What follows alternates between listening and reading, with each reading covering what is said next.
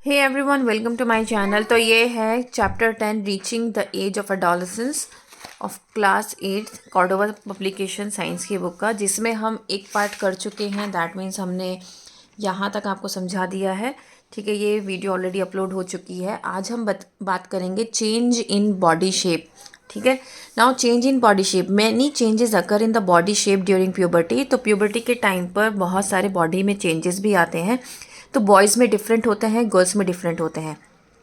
Boys में क्या होता है, उनके जो शोल्डर्स होते हैं वो ब्रॉड हो जाते हैं, चेस्ट वाइड हो जाती है, वाइडर चेस्ट हो जाती है, बॉडी मसल्स ग्रो करना स्टार्ट कर देती हैं। मतलब वो प्रोमिनेंट होती हैं, मतलब दिखाई देती हैं आपको जब बॉयज़ की जो मसल्स है वो ग्रो करेंगी, और गर्ल्स में ऐसा नहीं होता है। सो हम ये चेंज जो हमें फिज़िकल चेंज जो नज़र आता है वो ये नज़र आता है कि बॉयज़ का जो लुक है ना वो मस्कुलर सा लगता है, कि वो मसल्स उन्होंने काफ़ी गेन कर ली है, मसल्स बहुत ज़्यादा आ गई हैं। जबकि गर्ल्स के साथ ऐसा नहीं होता है। गर्ल्स में क्या होता है कि उनके हिप्स का जो रीजन है, या वेस्ट वाला जो पेल्विस रीजन होता है, ये वाला जो रीजन है वो हैवी होना स्टार्ट हो जाता है, बढ़ना स्टार्ट हो जाता है, वाइड हो जाता है। और डेवलपमेंट ऑफ ब्रेस्ट स्टार्ट हो जाती है इस पीरियड में। ठीक है, नाउ चेंज इन वॉइस। जिस तरीके से हमारे बॉडी में चेंजेस आते हैं उसी तरीके से हमारे वॉइस में भी चेंज आते हैं प्यूबर्टी के टाइम पर। सो जो वॉइस बॉक्स होता है, जिसको बेसिकली ये जो वॉइस बॉक्स होता है ये डेवलप होना, ग्रो होना स्टार्ट हो जाता है बॉयज़ के अंदर। ठीक है, जो बॉयज़ का जो होता तो दोनों में ही है, बॉयज़ और गर्ल्स में भी, लेकिन बॉयज़ का जो है वो विजिबल रहता है। दैट्स वाई उसको एडम्स एप्पल भी कहते हैं, क्योंकि इनका जो वॉइस बॉक्स होता है वो लार्ज वॉइस बॉक्स होता है। ठीक है, जो कि बाहर से नज़र आता है। देन गर्ल्स में क्या होता है, वो विजिबल नहीं होता है, क्योंकि उसका जो साइज़ होता है वो छोटा होता है वॉइस बॉक्स का। तो इसीलिए गर्ल्स की जो है इस ड्यूरेशन में हाई पिच्ड वॉइस होती है, जबकि बॉयज़ की है जो कि लो पिच्ड वॉइस होती है, मतलब डीप वॉइस होती है।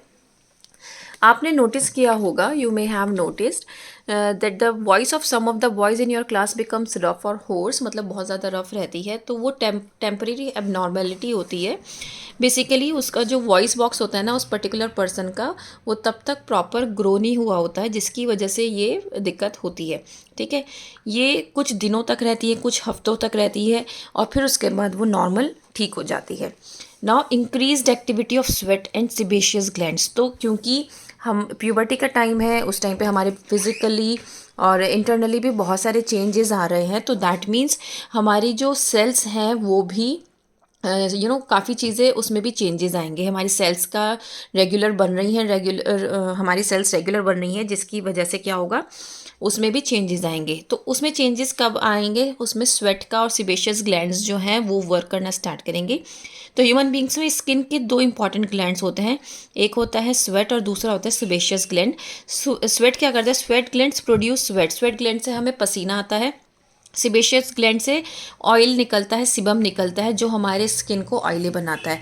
आपने कई बार देखा होगा प्यूबर्टी के टाइम पे लड़कियों के बहुत ज़्यादा पिंपल्स हो जाता है, एडोलेसेंस एज में बहुत ज़्यादा पिंपल्स हो जाते हैं। रीज़न क्या होता है उस टाइम पर, क्योंकि हमारी बॉडी में चेंजेस हो रहे होते हैं। तो ये जो सिबेशियस ग्लैंड्स है ना, ये बहुत ज़्यादा ऑयल सिक्रीट करने लगती हैं, जिसकी वजह से ये सारी प्रॉब्लम होती है। कई बार स्वेट सिक्रेटिंग भी बहुत ज़्यादा होता है, जिसकी वजह से पिंपल्स वगैरह देखने को मिलते हैं। ठीक है, तो ये बेसिकली इस एज में जब आपके पिंपल्स वगैरह होते हैं तो आप बहुत ज़्यादा कॉन्शियस हो जाते हो कि मैं अच्छी नहीं लग रही हूँ, मेरा चेहरा ख़राब हो गया है, मुझे अच्छा दिखना है, मुझे स्कूल में बहुत अच्छे से होके जाना है, मुझे सबसे अच्छा दिखना है। तो ये वाली जो सेल्फ कॉन्शियसनेस वाली फीलिंग जो होती है ना, ये उसी टाइम पे आती है। ठीक है, increase secretion of sweat in armpits में result in a characteristic odour of the body. मतलब अगर आपको पसीना ज़्यादा आता है आपके आर्मपिट में अगर आपको पसीना ज़्यादा आता है तो वो भी एक ऑर्डर क्रिएट करता है, जिससे आप उस टाइम पे आप थोड़ा सा इरिटेट हो जाते हो, और उस टाइम पे आप परफ्यूम्स डिओड्रेंट्स वगैरह बहुत यूज़ करते हो, राइट, सिर्फ दिखाने के लिए, फ्लॉन्ट करने के लिए, that's it. Development of sex organs, इस ड्यूरेशन में हमारे जो सेक्स ऑर्गन्स होते हैं वो डेवलप हो रहे होते हैं। तो मेल सेक्स ऑर्गन्स जैसे कि testes develop completely in boys. तो टेस्टीज जो होते हैं ये बॉयज़ में होते हैं, तो ये जो है ये कम्प्लीटली डेवलप हो जाते हैं और ये जो मेल गैमेट्स होते हैं जिनको हम स्पर्म्स कहते हैं वो प्रोड्यूस करना स्टार्ट कर देते हैं। ठीक है, देन फीमेल सेक्स ऑर्गन्स जो कि ओवरीज होती हैं, ओविडक्ट और यूट्रस, वो एनलार्ज हो जाती हैं और डेवलप होना स्टार्ट हो जाती हैं गर्ल्स के अंदर, और उसमें भी एग्स बनने स्टार्ट हो जाते हैं। और ओवरीज क्या करती हैं, ओवरीज से एग्स स्टार्ट हो जाते हैं बनने के लिए। ठीक है, now reaching mental, intellectual and emotional maturity. अगर मेंटल, इंटेलेक्चुअल और इमोशनल मैच्योरिटी की बात करें तो इस टाइम पर बच्चों को लगता है प्यूबर्टी की एज में, 11 से 18 ईयर्स की एज में, कि माँ बाप जो हैं उनके सबसे बड़े दुश्मन हैं।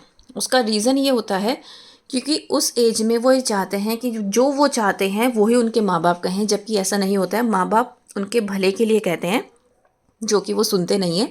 उनके दोस्त अगर कुछ कहते हैं कि भाई हम देखो हम ये करने जा रहे हैं, हम वहाँ पर डांस करेंगे, जाकर नाइट आउट करेंगे, तो वो उस टाइम पर इस ग्रुप के बच्चों को ना ये चीज़ घूमना फिरना, बाहर रहना, ये अच्छा लगता है, ये बहुत ज़्यादा अट्रैक्ट करता है, ना कि माँ बाप की बात। तो मैं आपसे सभी लोगों से ये कहना चाहूँगी कि इस एज में हम बहुत ज़्यादा नेगेटिव हो जाते हैं। जो लोग हमें समझा रहे होते हैं ना, हम उनसे उनसे बहुत दूर जाते हैं, और जो हमें गलत चीज़ों के पास लेके जाते हैं ना, उनके हम हमेशा करीब रहते हैं। तो ये मैं आपको बताना चाहती हूँ कि ऐसा मत करना, क्योंकि बहुत सारे बच्चे इसी एज में अपना पूरा करियर बर्बाद कर देते हैं। आप अपने माँ बाप के खिलाफ कभी मत जाना, जो वो कहेंगे वही करना है आपको। ठीक है, जो वो समझाएंगे उनको सब उनसे वही जो उन्होंने कहा है वही मानना है। और इस एज में आपको कोई भी बात छुपानी नहीं है, क्योंकि ये एज ऐसी होती है जिसमें आपकी और माँ बाप, आपकी अपने माँ बाप के साथ जो अंडरस्टैंडिंग है वो और ज़्यादा बढ़ती है।